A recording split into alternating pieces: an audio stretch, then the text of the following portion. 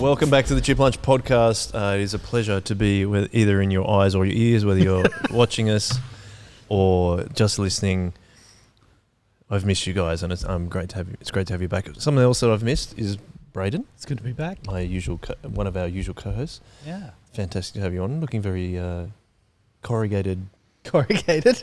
Rather dapper. Oh, thank you. Just wait. We'll come to you in a second. Thank you.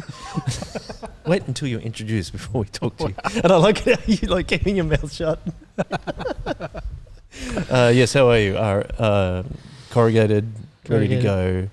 Nothing but compliments from you. Yeah, that's right. If you get rained on, it'll come off quickly because it's got channels. The water will go in channels. Go down your jumper. Do you want to introduce our guest, who's now allowed to speak once you say his name? Wow. Such power. Such responsibility. Oh, now I just want to keep talking to you. Yeah, that's it. And our shortest episode ever. Walking into the studio now is... Welcome, Greg Crawshaw. G'day. G'day. Hi, How's it Greg. going? How are you?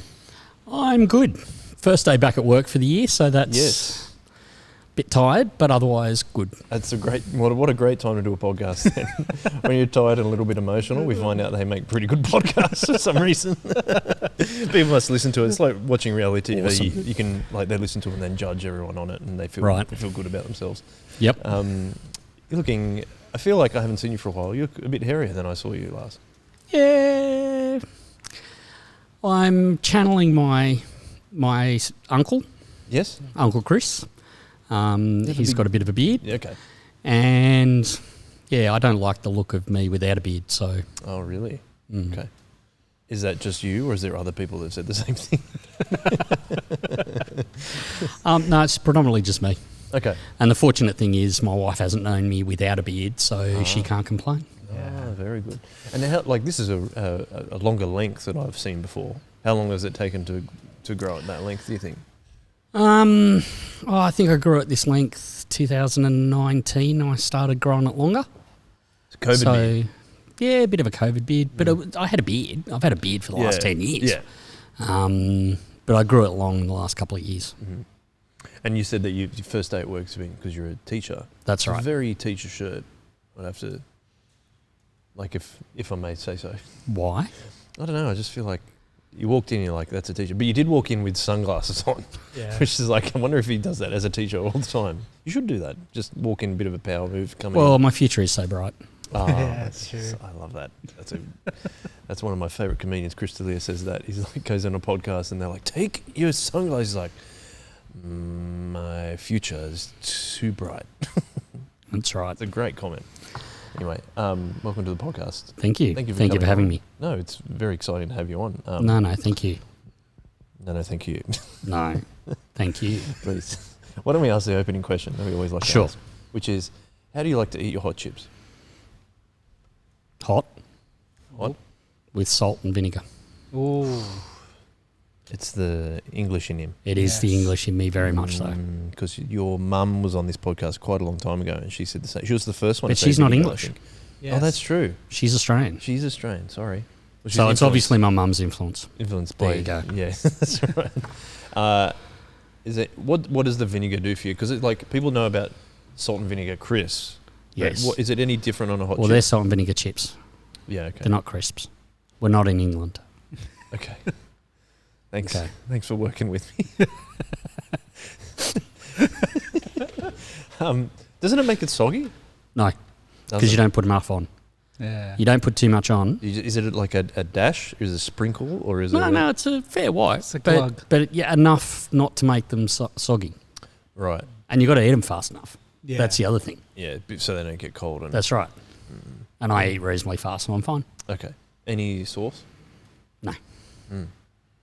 Regular salt. However, No. regular salt, 100%. Hate chicken salt. Yes, me too. However, when Stu and I were kids and we lived in the country, Yes. we would occasionally go home via Dad's work at the bank and we would put tomato sauce on. Not because we liked tomato sauce, but because we knew all the staff in his bank didn't like tomato sauce. And so it would then mean that we got to eat the chips. Smart. That is Yeah. a very smart move. It's behaviour typical of a Crawshaw. Pretty much.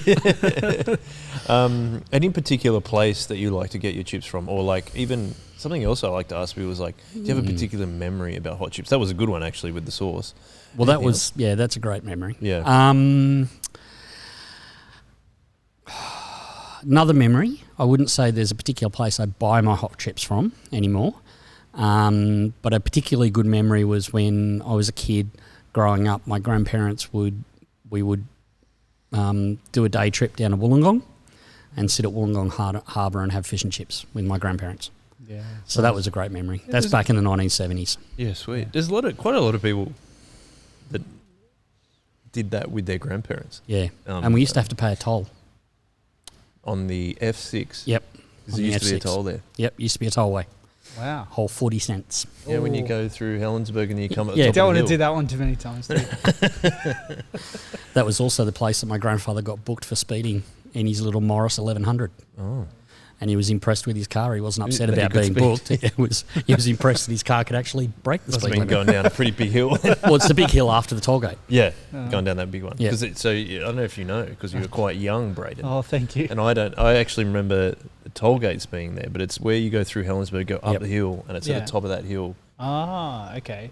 Just Not- is it Helensburgh? No, not Waterfall. Helensburgh. Waterfall. Sorry. Yeah. You go through Waterfall, Yep. and it's at the top of that And hill. you've got the Mm. diversion off to go on the old highway. Yeah, Yep. yeah. And then as you come up over the top of the crest, just as it turns into the 110 zone, that's Yeah, where yeah. the tollway was. Oh, That's why okay. there's that big wide area there. Yeah. Yep. And then, oh mate, Yep. put it in H, put it in Yep. neutral. Went down. And flogged it down the hill. Well, that's cool. Well, Braden, do you want to ask the second question? Yeah. How did you become a Christian, Greg? Well, I grew up in a Christian household. I grew up going to church. And I was 8 when I made the decision to become a Christian. We were very blessed in the church we went to, the teaching that we got there, and it made sense.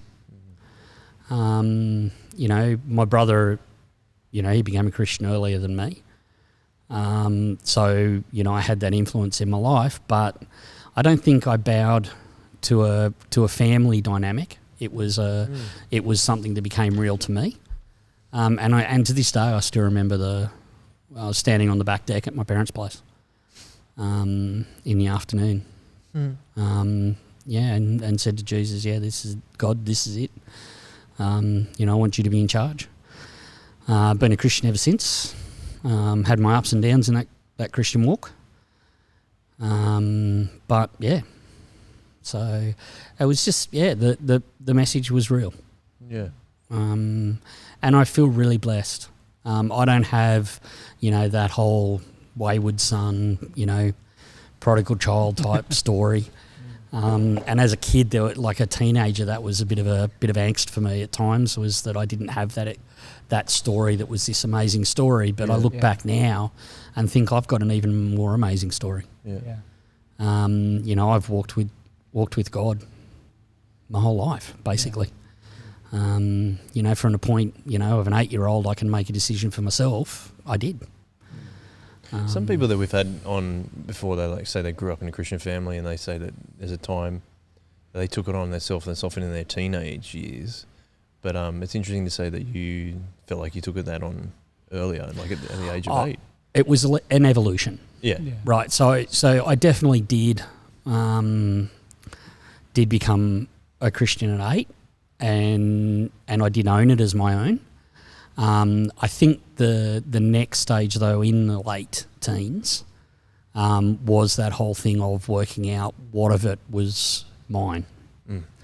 So growing up in a Christian household, you do carry, like with every other opinion, whether it's political or whatever, you carry your parents until you get to the point where you go, hang on a minute, is this actually what I believe? And it gets tested. as Yeah, well. yeah, and a really good book. I read. I think I was in the process of working out what was mine in my faith, but I read a really good book by a guy called Philip Yancey, The Jesus I Never Knew, and that was really helpful for me as well, because he talks about his walk and how he had to relearn who Jesus was apart from his parents. So as an adult, as a Christian adult. And so that I found that book helpful. But I mean, it just from the point of view that it gave me the story of somebody who was walking a similar experience. And I think most Christians who become Christians at a young age do have to do that at some point. Yeah. Because otherwise your faith's not real. Yeah, I think so. Do you remember what triggered that standing on the back deck, 8 years old? No. Was there? You just No, I don't it remember. happening? I just remember it happening. Yeah. I remember, I think I just came to that realisation of, geez, God, it's that epiphany, isn't it? Yeah. It's that moment where God reaches out to you and says, okay, what are you going to do? And that's where I made that decision. No, I don't remember any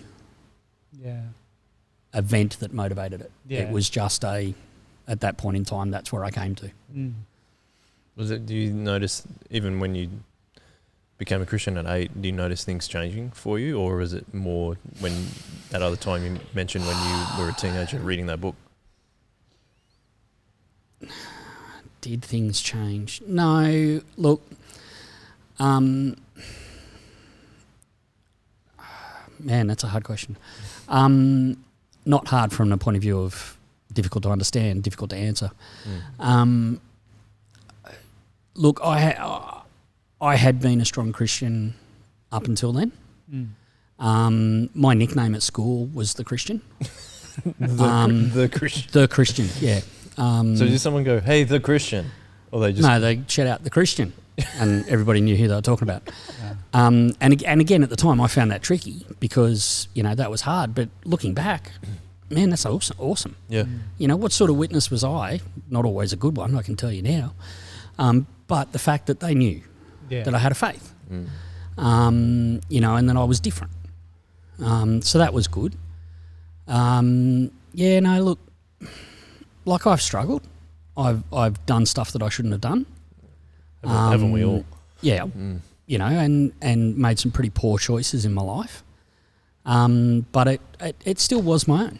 Yeah. Like I think it's always been. And mum and dad were great for that.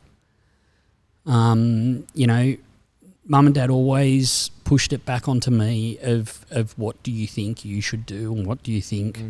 They would tell me what they thought. But it was also that, giving me the choice. It's like a personal responsibility thing. Yes. That's really important in your faith, I think. And it's got to have an impact.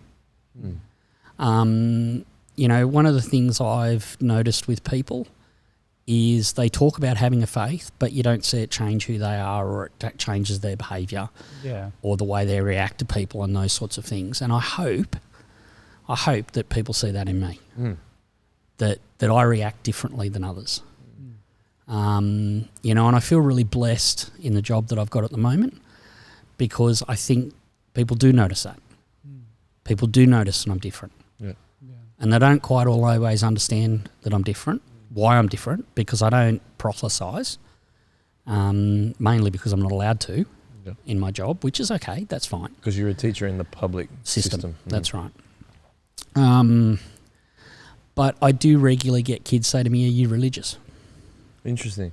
And I say, "No, I'm a Christian." I'm a Christian, yeah. And what do they say? What do they say to that? Well, they look at me confused, and then I explain what I mean. Yeah. I say, I have a faith that is real to me. It's not about the church and the trappings and all that sort of stuff. It's about a personal relationship with God.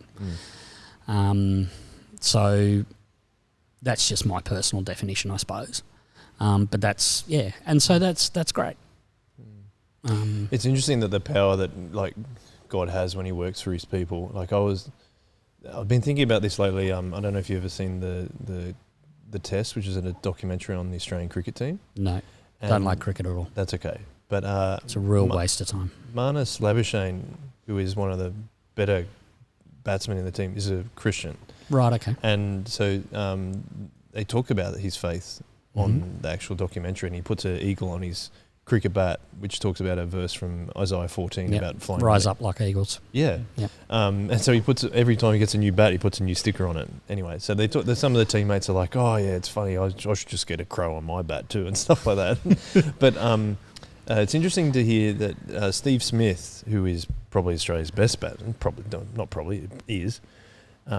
They talk about how the relationship between Marnus and him has really changed Steve Smith, who was very a little bit of an oddball, but an excellent cricketer, but only through like Marnus. It seems like, and I'm making my own assumptions here as well, but it looks like Marnus has been loving him heaps as a Christian, and they've built up a really nice relationship between the two of them, and it's making him, it's humanising Steve Smith more.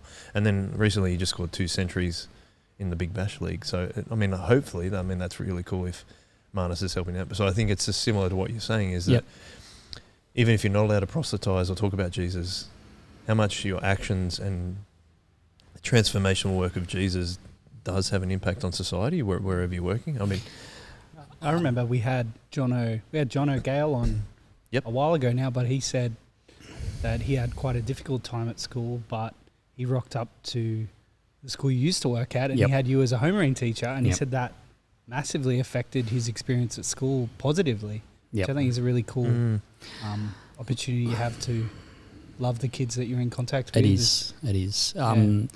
Look, the Bible is all about relationship. And for me and my faith, that is what is important to me, is relationship. And so that's what I try very hard in everything that I do, is to develop a relationship with people. And to care. Right. It's the really little conversations that have a huge impact. It's the fact that you can smile at somebody as you walk through the playground and you say g'day. It's the respect you show people in dealing with them. It's not an easy job. You've got a classroom full of students who carry their baggage into your classroom, are carrying whatever has happened to them that day or whatever else not. Or at home. Yeah, that's right. And, in the playground, with the last teacher, all those things, and you've got to try and manage that as well as try and deliver your content. Yeah, exactly. And that's the really important thing, is that you actually being able to connect with that student and show them that you care. And I think, I've done a lot of stuff on Boys Ed in particular. And one of the conferences I found really, really interesting from the point of view that the expert speaker was talking about the fact that, particularly for boys, it happens for girls as well, but they learn you before they learn your subject. 100%. And, that so fits into our Christian faith. That's what happened with people with Jesus, wasn't it? They learned him before they learned his message. And hopefully that's what we can emulate in our faith. I mean, I even remember at school, like my favourite teacher, I don't think she was a Christian, but it was because I knew she showed me respect first that I respected her heaps. Absolutely. And she was this beautiful little, she was very, very short. And even I remember my friend got the chalk duster and dusted her hair once, and she just laughed at it, and we're like, this is funny. And people would put the duster too high for her to reach and stuff like that. But she just knew she took it in a stride. It knew that we were doing that because we actually respected her, and we knew we could kind of get away with it. And she was like, you're showing me respect in a way. But there was also lines. Yeah, there was. No one hardly ever got kicked out of a class or anything like that either, right? So that's it.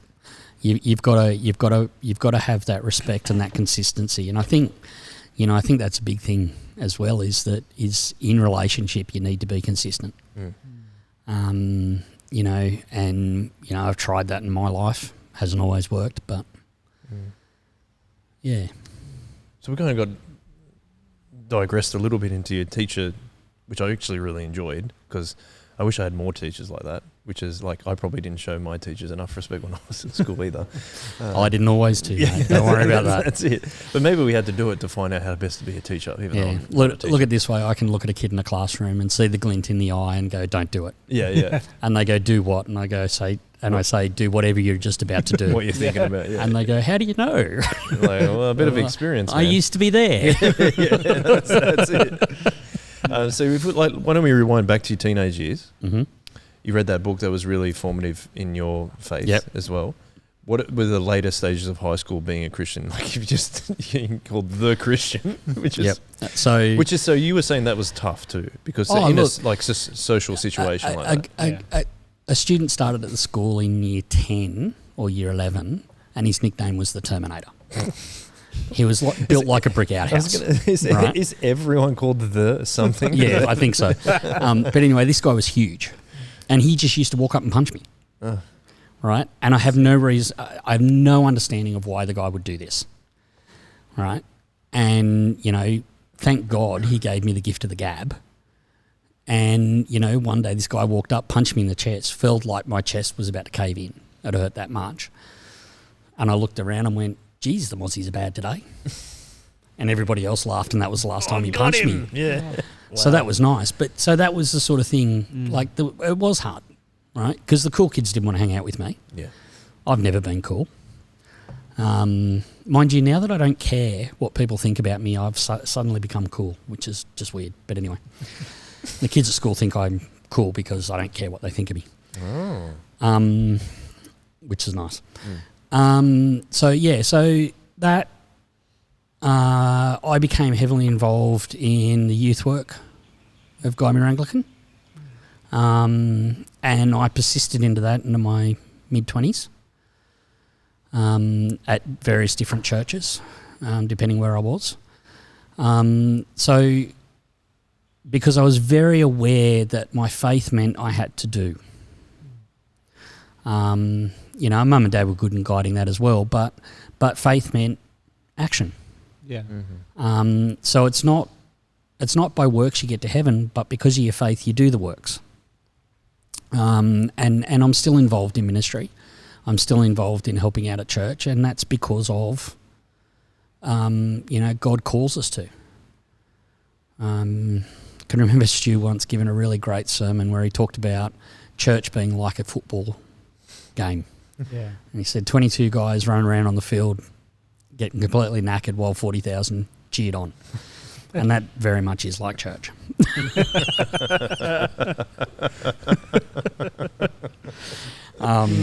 But, so that had a big influence on me. At the time, I also, it would have been in my early 20s. I'm a big fan of music.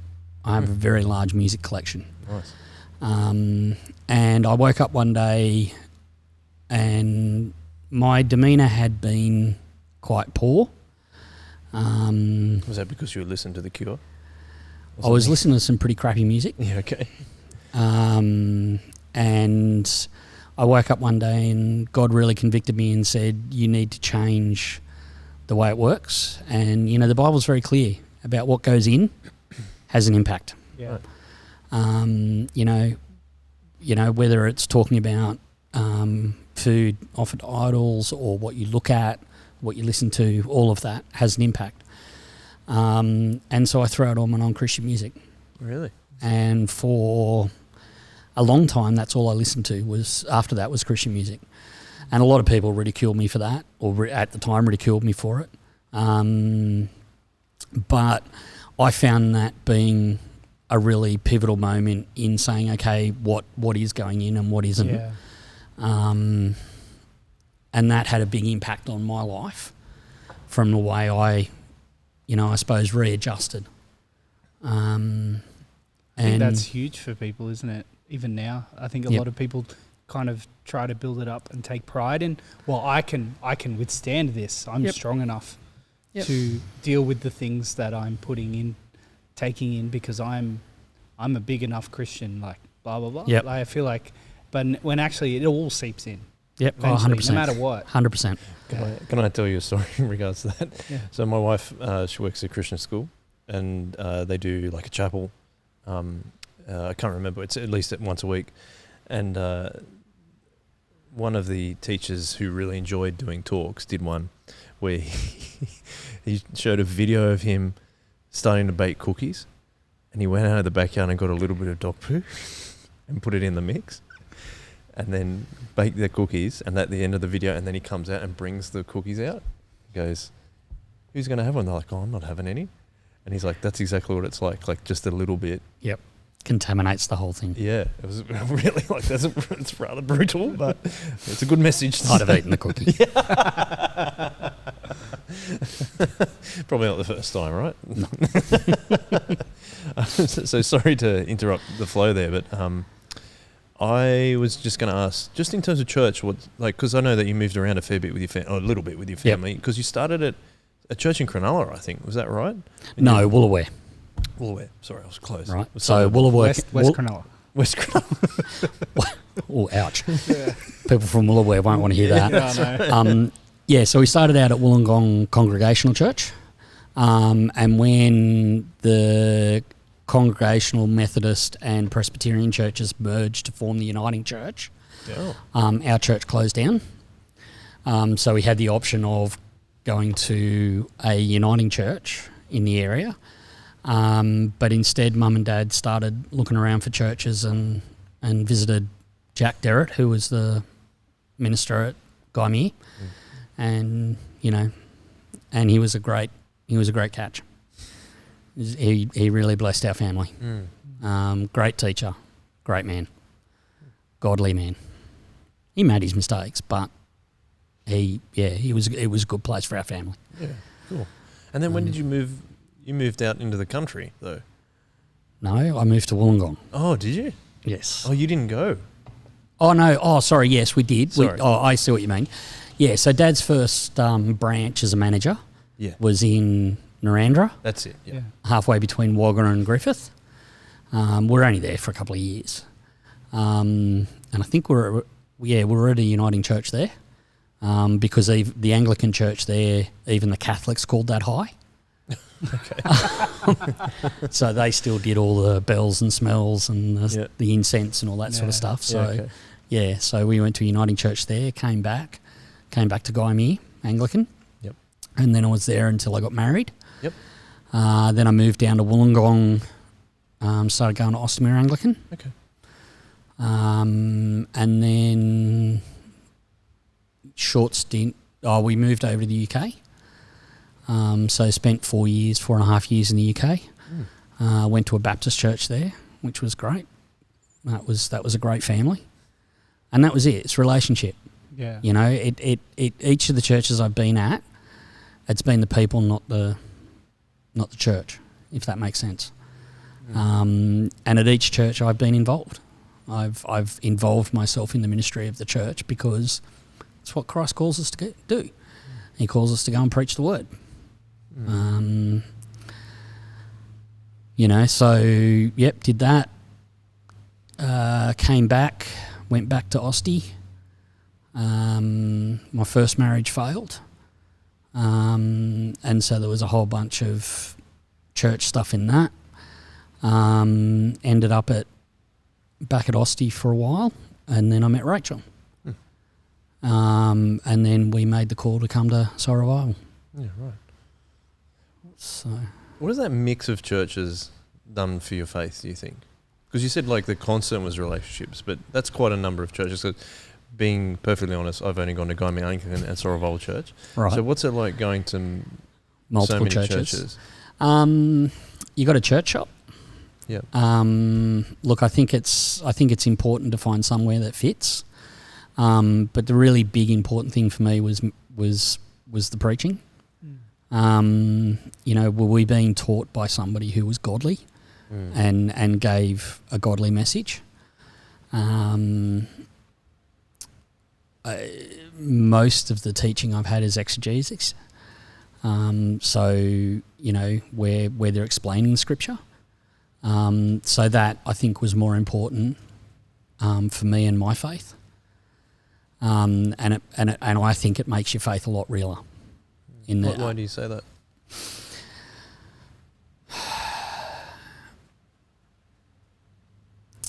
I'm a thinker. My brain never stops. And so I need to understand.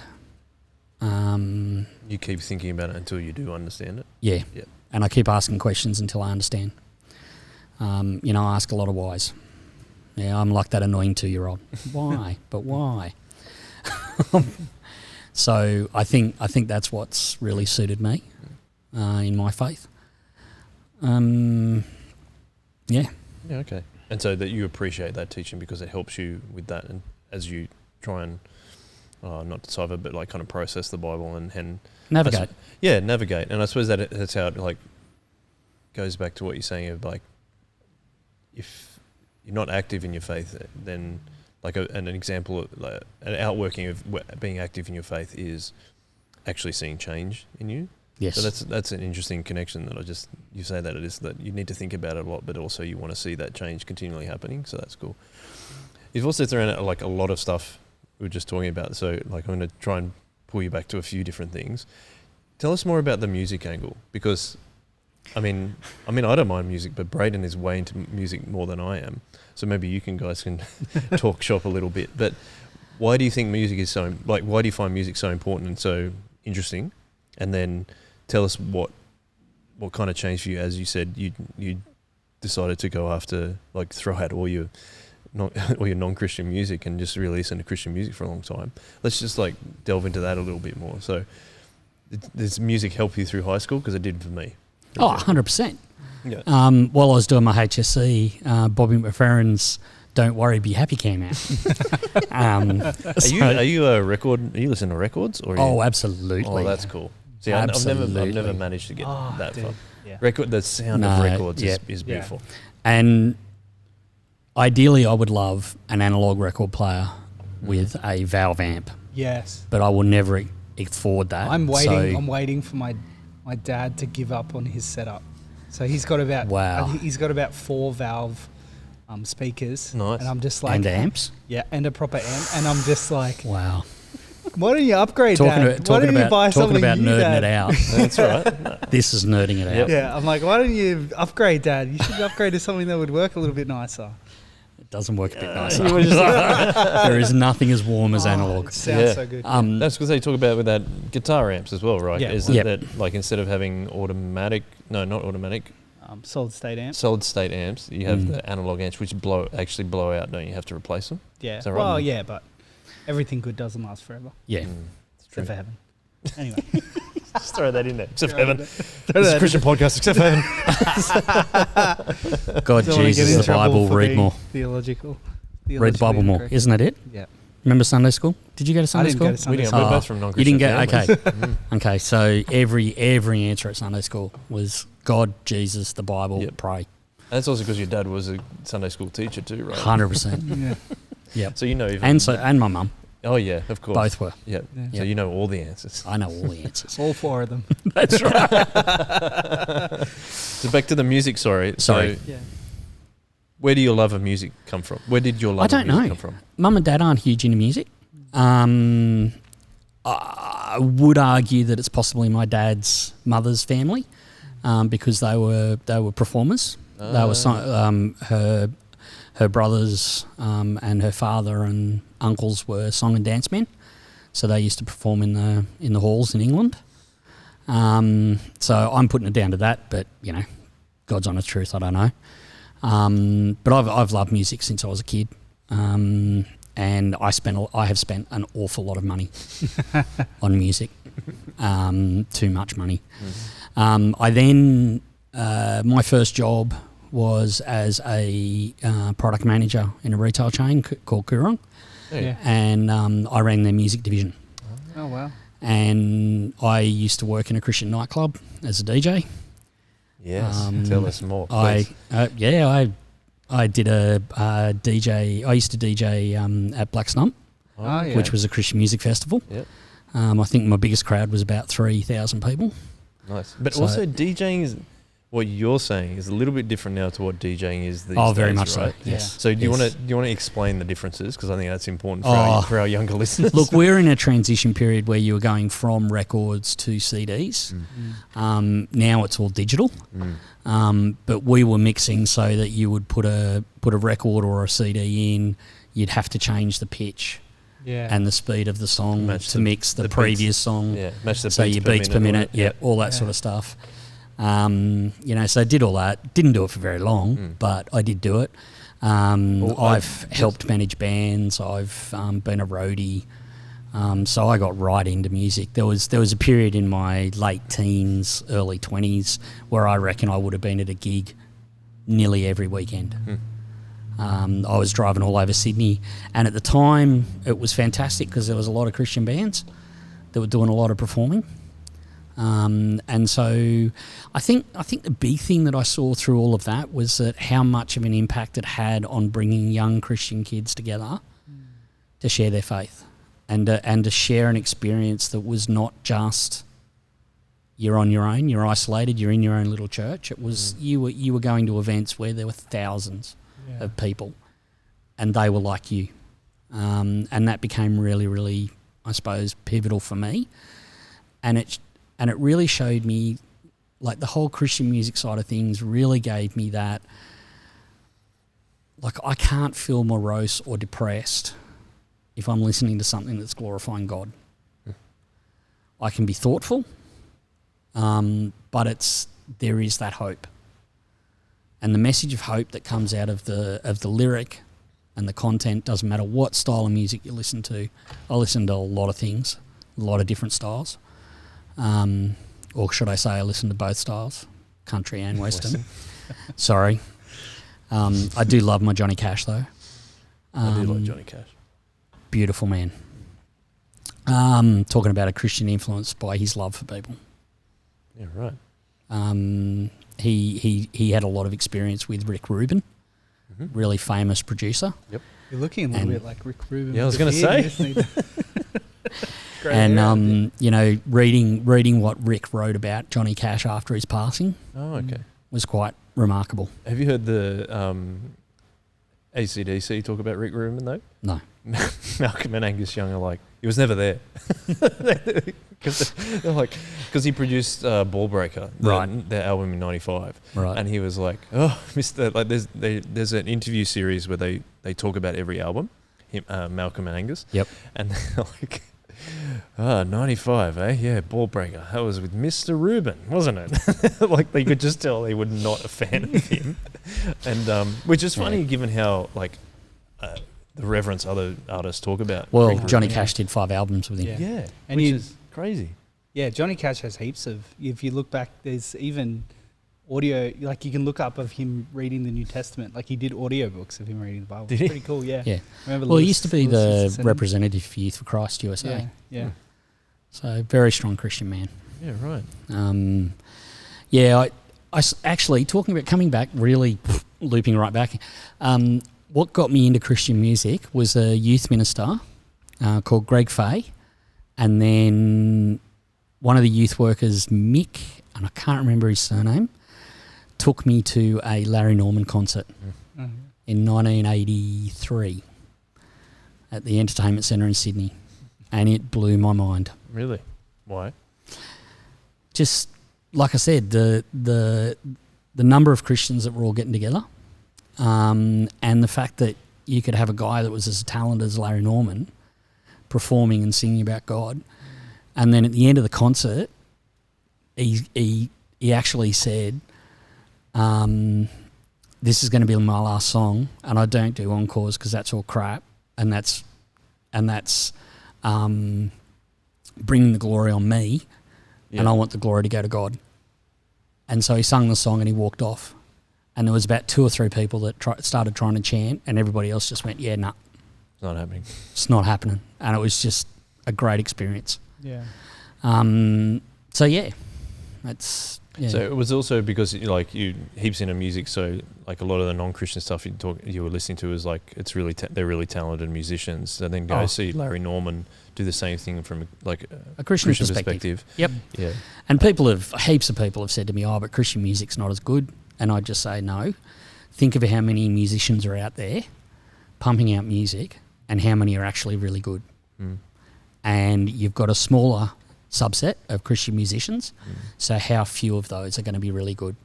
Just find the really good ones and listen to them. Yeah. So who would you say is the really good ones? Because if you're, I would be someone that say I don't like much Christian music. Yep. I do like Lecrae because I think his lyrics are really awesome. Yep. If you're into rap, beautiful eulogy. Okay. Well, I'm actually a classic rock guy. Classic rock. So, like, who are you saying that I should listen to for that? Oh, jeez. You'd have to give me time. Okay. To think about it. Or who's your favourite Christian bands then? Okay. Larry Norman, I'm guessing, is probably up there. Oh, Larry Norman, 100%. A whole bunch of bands from the 80s and 90s just because of my age. So, there's a band still around called Starfly 59. It's one of my all-time favourite bands. Cool name. I like that. It's one guy. So he just works with a whole bunch of different people. Another band called The Choir, Stave Aker. Really into an industrial dance band called Mortal, which is really sad, but it's great. What's the best Christian band like gig you've ever been to? What's the one that sticks out in your mind? Larry Norman, multiple of his gigs. Okay. Another band called the 77s, which again are one of my favourites. They were just phenomenal. Really, really quirky band, really small venue, and it just went off. The Choir. When you talk about musicianship, the three main guys in that band, just incredible. The drummer was running I think he was doing a 4/4 beat, and the guitarist and the bassist were doing a 3/4 beat, and they were all playing in sync. Yeah. It was phenomenal. If you're into guitarists, a guy called Phil Keaggy, absolutely incredible. He plays with his guitar. He doesn't play a guitar, he plays with it. I feel like we might need to create a Chip Lunch playlist curated by Greg here. That would be pretty cool. But it depends on the type of music you want to listen to. Yeah. But there's some really good stuff out there. Yeah, cool. And there's some really awful stuff too. Like everything, though. Yeah. Like everything. It's not all good. Yeah, it's not all good. Right. My final question was, how did, like, you were saying, my final question about Christian music. How does, like, listening to so much Christian music, and you're talking about the hope that the lyrics are in, how does that personally impact your faith? It helps me maintain perspective. It's it's also a really great way of getting biblical content. Because, some of the stuff I listen to is pretty much straight out scripture. Right. And so you're getting a whole bunch of understanding of scripture, but through song rather than through reading. I think it makes, depending on the artist, it can make the walk real because you're living it with them. Actually, talking about Christians, NF, have you heard of him? No. He's a rapper, No. a secular rapper, but he professes a faith. Right. The thing you need to be careful of as well is how much do you idolise the person. You got to keep that real. Because having worked in the industry, the Christian music industry, I have met a lot of these people historically. I can remember there's a band called Switchfoot, which I reckon they're amazing. I met them when they were a bunch of young boys first starting out, and a lot of respect. Whereas other artists I've met, I just went, yeah, you claim to be a Christian artist, but I don't see that. You don't see that. You. Yeah. So that's been interesting as well.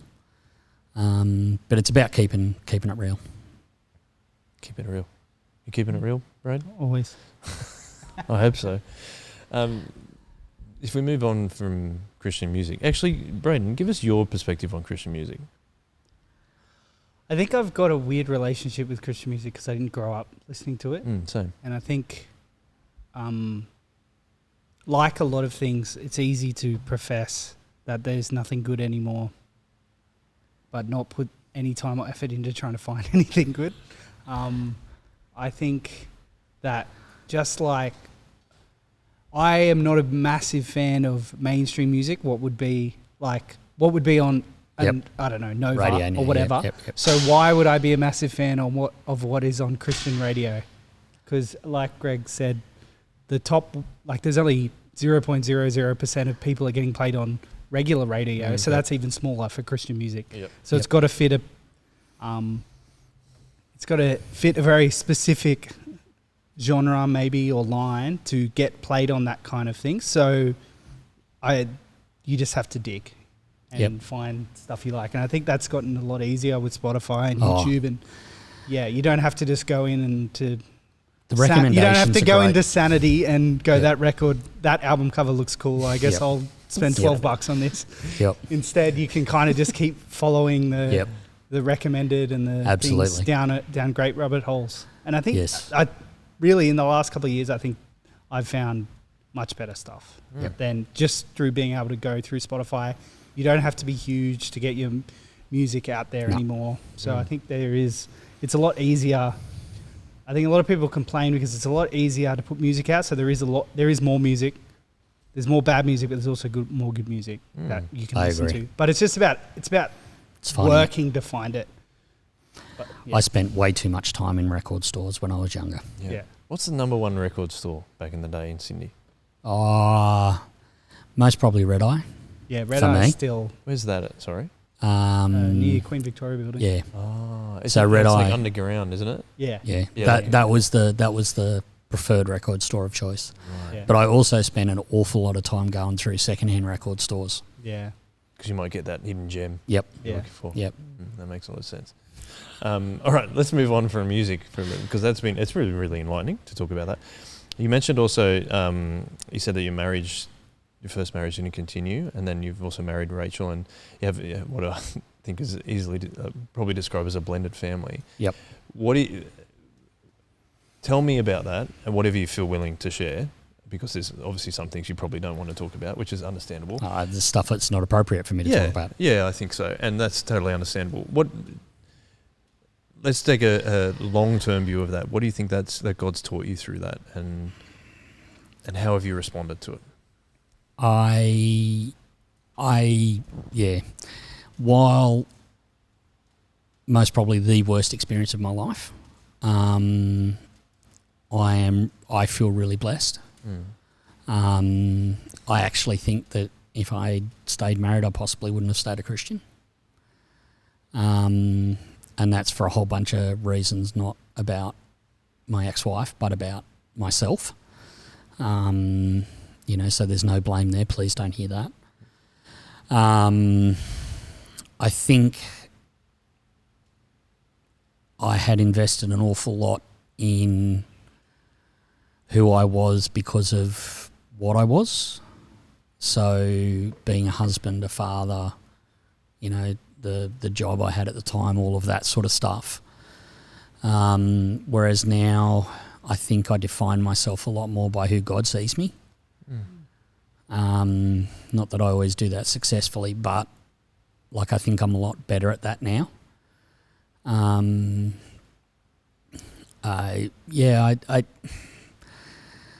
Look, I don't think I'm a heaps better Christian from it, but I think the thorns had grown up in my life, and that was just one of the issues. So it's been really hard. It's been really hard as a parent. It's been really difficult navigating that course as a Christian. I think the big thing that I've tried really, really hard to do, and I don't think everybody would agree with me that I have succeeded, but is I have tried very hard to be at peace as best you're able in the situation. And I think that's, I've had to stop and think a lot I would agonise over conversations I would have. You know, I tried very hard to apologise when I needed to, and take responsibility for what I had to. You know, I think, yeah, it's. I think I've always said I'm sorry for a lot of things. People joke that I say it way too much, but I actually mean it. But I try to mean it. Like I say to my own kids, and I say to the kids at school, don't apologise unless you mean it. And an apology is an apology. It's not a but. There's no but that follows an apology. Yeah. So I'm sorry, but I was just trying to. That's not an apology to me. And when you apologise, you don't say I'm sorry. You say I'm sorry for. And actually verbalise what it is that you're sorry for. Because it's taking responsibility for that particular thing. sin or whatever, yeah. Yep, 100%. So, you know, look, again, there will people who will criticise me for the way I've approached this, but that's what I've tried to do. And I've tried to honour God in everything that I've done. Again, I haven't always succeeded in that. But I've tried to be real. I've tried to mend a relationship where I could, and that's what I mean by be at peace as best you're able. You know, there's a lot of times I've not fought for things because it was better to be at peace than not. And that's actually really helped me with a lot of other stuff.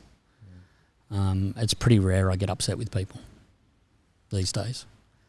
I try very hard for a lot of stuff to wash over me because it's not important.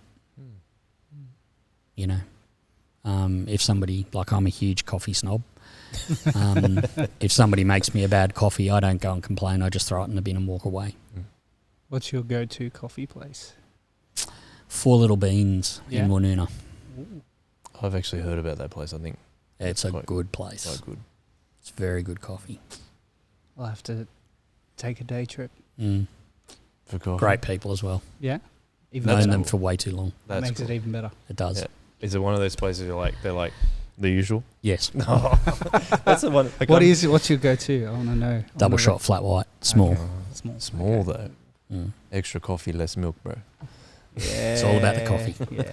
Or occasionally a cold brew. I would like. I do like. Because I'm a yuppie. Yeah. My wife. Or is it a hipster?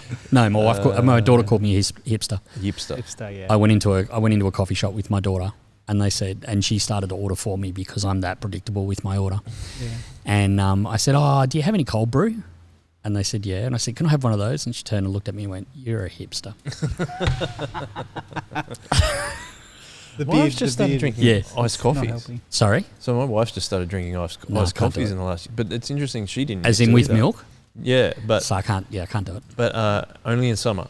So she still wants a coffee, but she's having in summer. Yeah, go cold brew. Yeah. She'll have a hot coffee in the morning, but then we'll go have it. Like if you go to the beach, she'll have a cold brew, like a cold iced coffee. Yep. Going to whereas the beach. that's where I'll do a black cold brew. Yeah. There you black go. cold brew. So anyway, I can't get into coffee, to be perfectly honest with you. One day. Oh, I've tried. I'm like, you just got to start. There's already enough bitterness in me to add more coffee in there. Too bitter. There's sometimes that I think it's the only thing that keeps me operating. Yeah. See, man, I can't stand these people like, my day only starts when I have my first coffee. I'm like, that's just patently not true. The day has already started, guys. Started at 12:01 a.m. and now you're Do you woken feel up. attacked, Greg? A little bit. Not that I care. Yeah, exactly. Washing over me. But what about... Oh, sorry, you're going to ask a question. Go. Oh, I was going to ask about a different topic. So, Well, the only thing was just talking about you married Rachel. I'd love to hear how that happened. And also, like, just... I mean, you guys had kids from other relationships, if I'm correct. Yes. And then how does that work, bringing that all together? 'Cause, yeah. Yeah, I'm no expert there. Don't ask me.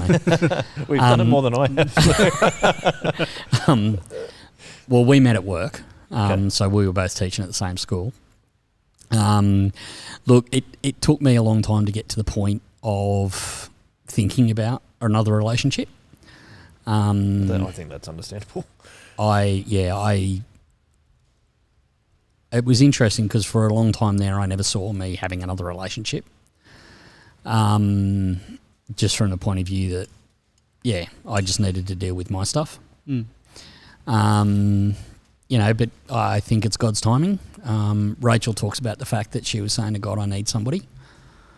And at that point, I reckon he triggered in me the desire that maybe I did want somebody. And so that's how it all started. It's a reasonably funny story from the point of view that we used to hang out as friends. And at one point, one of the kids saw us going to the movies together and spread the rumour around school that we were going out. and he didn't have the guts to hassle me about it, but he did hassle Rachel about it. Oh. And so all these kids were giving Rachel a bit of a hard time, but nobody said anything to me because they knew I wouldn't take it lightly.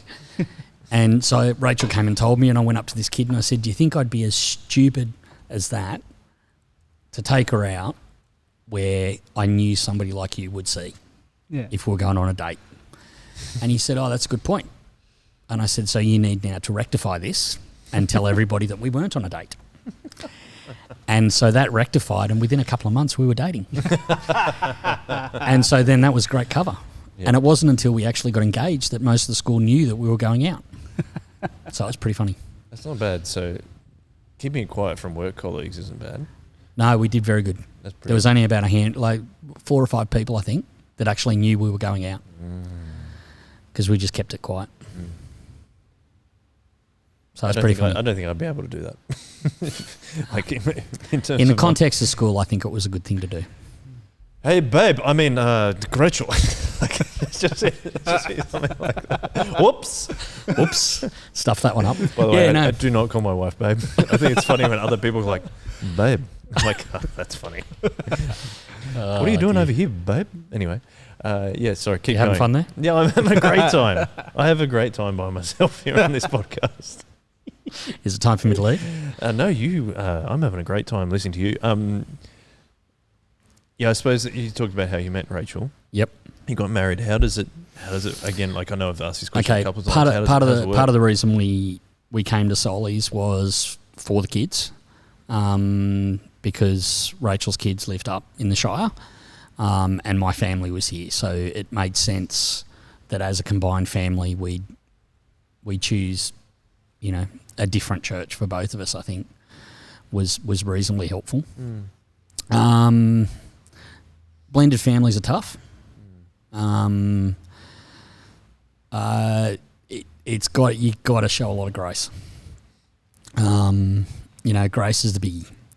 And it was between Rachel and I, and then with the kids. We tried, and I mean our approach was more that, things like discipline, those sorts of things were all done by the parent. I never tried to take their father's role, and Rachel did the same with my girls in not being their mum. We were always the step parent. We tried to show them as much love as we could, and accept them as much as if they were our own. There were times that they would most probably claim that we weren't, and that's okay. We're not perfect. But it was, and like I think, the big thing for Rachel and I was that at some point our kids are not going to be around. And it's about us. And so it's about making it about our relationship first and foremost, and then trying very hard to leave that as the cell and not to bring the frustrations and annoyances with, for me, Rachel's kids out on her and vice versa. So it was, and that's what I mean by a lot of grace. We both carry a lot of baggage, and that was we talked about that when we got into the relationship. Yeah. We had our own stuff, but we just tried very hard to care and love and be a unit. We came together when our kids were a bit older, So that was a bit harder as well because they didn't have that commonality of childhood. So that was tough. My eldest two are a fair bit older than hers. So there's all of that as well. But, we just tried. We just tried to make a family. Didn't always succeed. We apologised a lot. Good. I've said sorry a lot. But it's, and negotiation. And trying to make the kids involved in the process as well. Yeah. Trying to include them, help them in the decision-making processes. I mean, I think it would be tough. Oh, yeah. Yeah, real tough. Can you just give us the numbers? How many? I've got 4 daughters. You've got 4 girls. Wow. Right. And Rachel has a son and a daughter. Yep. And so it goes my eldest 2, Rachel's son, my twins, and then Rachel's daughter. Okay. So there's 6 kids, is that right? And 2 adults. 5, yeah. 5 girls and 1 boy. Yeah, right. There you go. There's a dynamic. What do we call the dynamic? I don't know, but there's a dynamic.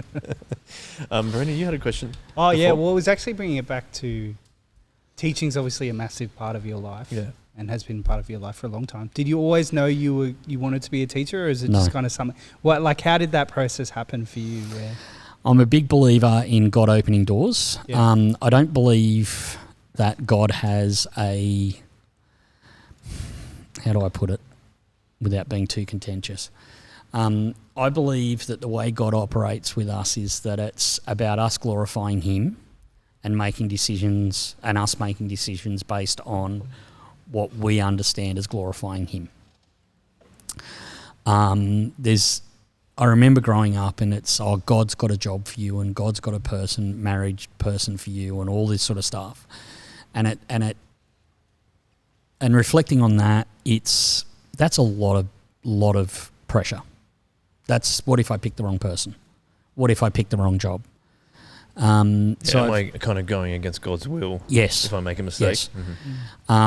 But thinking that through over my years is that there's a lot of people in this world that don't get to pick their job, that don't get to pick their wife, right? For whatever reason. And so does that mean they're not doing what God wants them to do? I think if you want to God in what you do, then that's how it works. I believe God is a God that's interactive with us and works in our life. So I believe that it's about knocking on doors and making decisions. The first job I got, I actually fasted. So I went for a period where I didn't eat for I think about a week because I was praying about and wondering about. And when I felt hungry, I'd made the decision. I've never done that since, but that was something that I experienced that at the time worked really well. Most of the time with work, it's been about knocking on doors. And walking through doors when they open. And sometimes you get frustrated because you don't think it's going to happen. It mightn't be until years later that you realise why God, was involved the way He was and the experience that you had. But it's about knocking on doors. And so I've just spent my life knocking on doors and walking through when they opened. And God's blessed me in that. He's greatly blessed me in that. I've had quite a few jobs. I've had several different careers. I've travelled because of work. I've lived overseas because of work. I've met a whole bunch of people because of work, and I've worked in a whole bunch of different areas. And the latest one is where I'm at. Do I think I changed the jobs? No. Could I change the jobs? Absolutely. Depends what happens. But I don't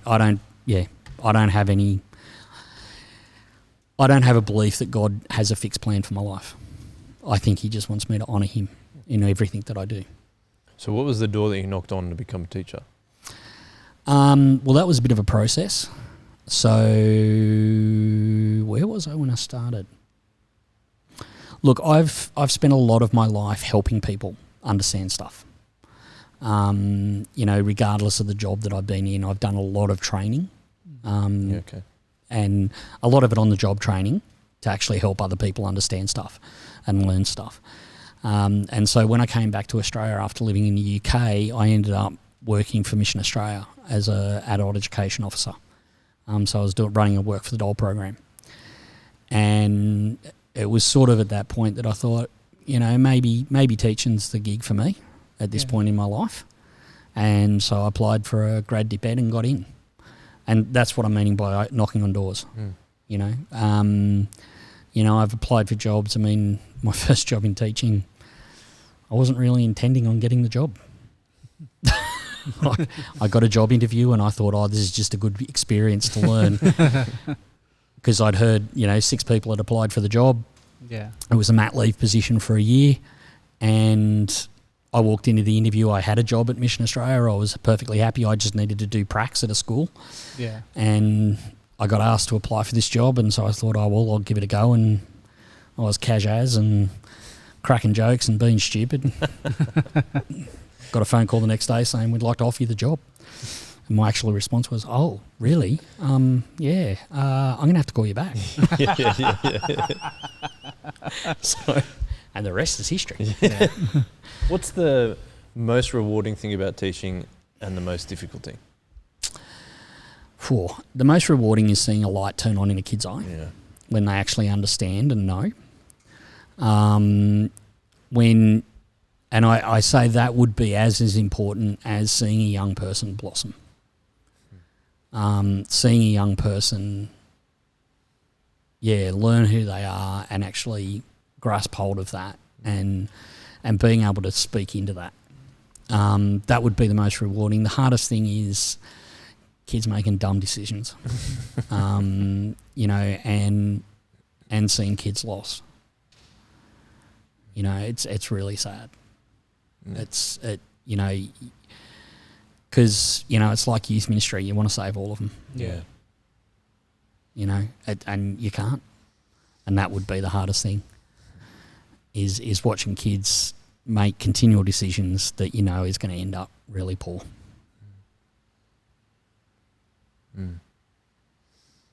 Well, I think we're coming towards the end of the podcast. So there's that final question that we always like to ask before we do wrap up the chips, as we like to say. Yep.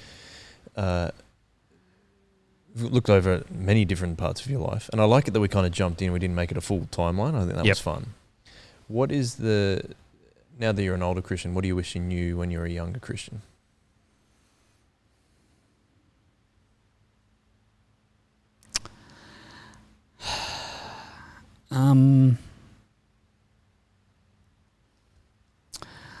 I think it's about, I've always focused on relationship as a person, but I think the arrogance of youth, the defining who I am by what I do and where I sit with others more than defining where I sit before God. Yeah. I think that was a really hard lesson to learn, because at that point my life collapsed, because I wasn't those things anymore, if that makes sense. Like an identity thing? Yeah. Mm-hmm. So I think that's important. I've always looked at it from the point of perseverance. My dad was very pragmatic. He said, if there's 2 things I can teach you in life is common sense and logic. And I sometimes think he did it too well. So I am a very pragmatic person. So, yeah, it's more to be, so it's more about that. Who do I identify as? Where do I place my identity? I think would be most probably one of the biggest things. I've got to place my identity in who God sees me as, and then that drives my motivation for everything else. My value to God and the fact that I am fearfully and wonderfully made and I am made in His image means everything. It doesn't matter if I'm fat or tall or skinny or, I can't do certain things. I would have loved to have played for Sheffield Wednesday. That was never going to happen. I never got above the Ds. playing football. Do you know what I mean? It's you know, so it doesn't matter. You know, and I think the other thing that I've learnt is not to care what other people think, as long as you're trying to honour God. I don't have to be liked if I think I'm doing the right thing. And I don't have to have everybody agree with me. And I've learnt a lot of grace. I've had to show myself a lot of grace. And so I've learnt to give other people grace and to try and approach them where they're at. And I think that's what Paul talked about, isn't it? I'm all things to all men. You know, it's you know, that exuberance of youth sometimes means that you make some pretty dumb decisions. And you can sit there and be very self-righteous. That's pretty cool. I'm just reflecting on just some of the things you just said. Grace, like you've learnt a lot of grace and giving yourself grace and others grace. But there's also something in there for me. It's just like you've shared quite a few difficult things and the stuff that you've gone through. And I think that's one of the reasons why we do this podcast, the Chip Lunch in particular, is just hearing people's stories. Because some people can relate to that. They've gone through similar things and how they've come through and how they've trusted God in that and how it's affected their faith. And I think that it comes back to something that you're talking about, is relationships, like where even it's like a digital format like podcast, we're still in a sense building a bit of relationship with absolutely. people with you sharing those things. And I think that's really quite special. And I think thank you. And I think also just the fact that Jesus allows us to do that. That's the other thing that I'm getting, is that I think we always ask before the podcast, is there anything you don't want to talk about? And you said, no, I'll talk about anything. And I think the fact that you've shown yourself some grace is that's what allows you to talk about that in appropriate ways, whatever you want to put out online. But that's what I've also found, is that Jesus allowed you to do all those things that you've been talking about, is the grace, the relationships, and sharing that stuff.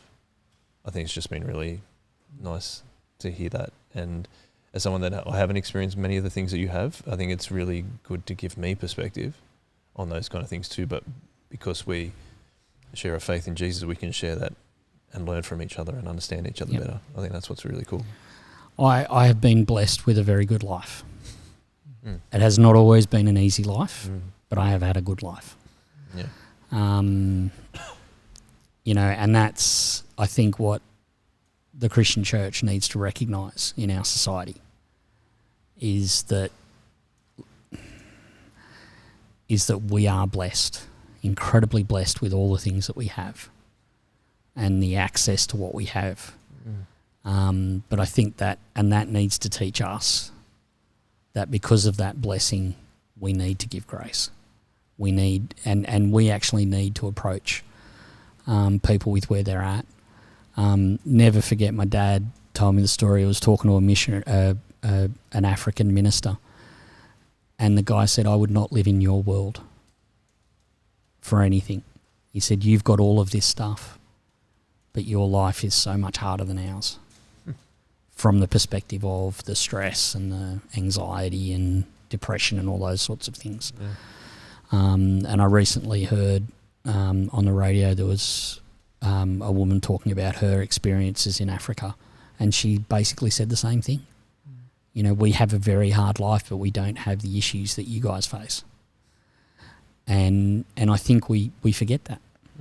We forget that, you know, that every interaction you have with a person is not just that moment. Yeah. They're bringing all of their stuff into that situation as well. And so when you approach that person, you need to be aware of that, and you need to show that grace so that you can reach them and that you can have some sort of experience and relationship with them. I get incredibly frustrated when people get angry at, you know, wait staff and all those sorts of things because something took a little too long or whatever. Does it really matter? You know, Does your eternal salvation hinge on whether you got your meal 2 minutes earlier than you actually did? And that's what I try really hard to give myself perspective about. I think your experience has given you that perspective too. Oh, yeah. Yeah. And, you know, and I feel really blessed by that because I've had a couple of people at work say, I'm actually learning not to get as frustrated about stuff because you just go, yeah, whatever, doesn't matter. And that's lovely. That's nice. You know, but again, I fail. Yeah. Well, we're all. I fall short. Yeah, we all do, man. Braden, final words, my friend, before we really wrap up the chips. Really wrap them up. Really wrap them up. Wrap them up nice and tight. I've just been massively encouraged. Yeah, a lot of stuff I didn't know about Greg, but also just happy to sit here and listen and chat. Thank you. Nice way to spend a Friday afternoon. That's been. So thank you very much, Greg. More than welcome. Really appreciate it. Thanks for your time. And also thank you to everyone that's been listening or watching as well. Thanks for taking the time. We'll be back next week with another guest to hear about their faith journey or being a Christian. What are you laughing at? Oh, I just love when you go radio host mode. Faith journey. We'll Faith be journey back is a bit next kitsch, week. isn't it? Their journey of faith. That sounds a little bit better. We've been on a journey today. We'll work on haven't it. we? We'll Yeah. workshop it. Yep. Thanks, Greg. Thanks, Braden. Thanks, everyone watching and listening. I've been Joel. Enjoy your weekend if you're listening to this on Friday or any other time. And we always like to finish with a one way, Greg, if you're willing to do that with us. One way. One way.